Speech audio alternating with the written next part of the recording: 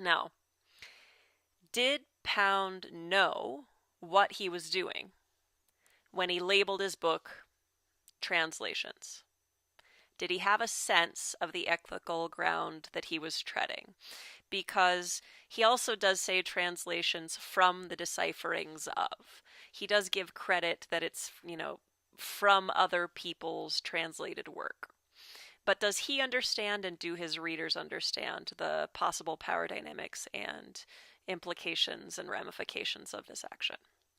Well, if you talk to people now about Black Lives Matter and the removal of Confederate statues, you hear all sorts of responses from a variety of positions. And one of them is, well, we didn't know slavery was wrong then.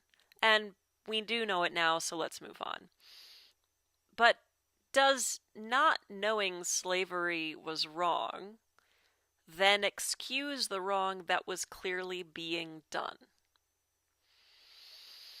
So,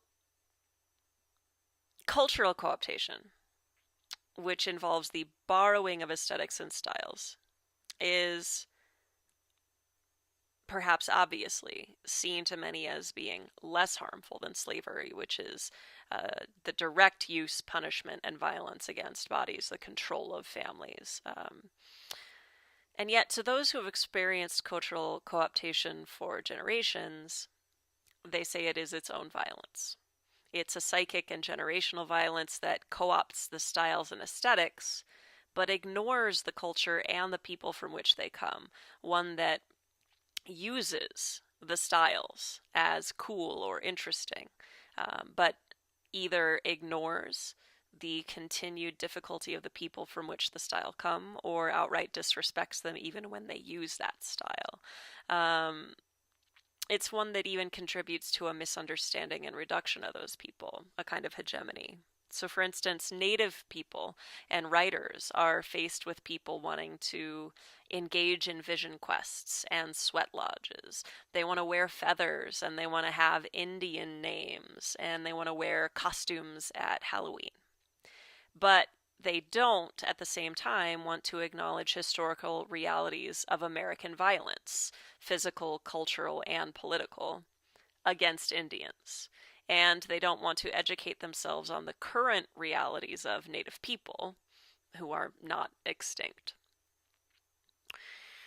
So, did Pound know? I don't know.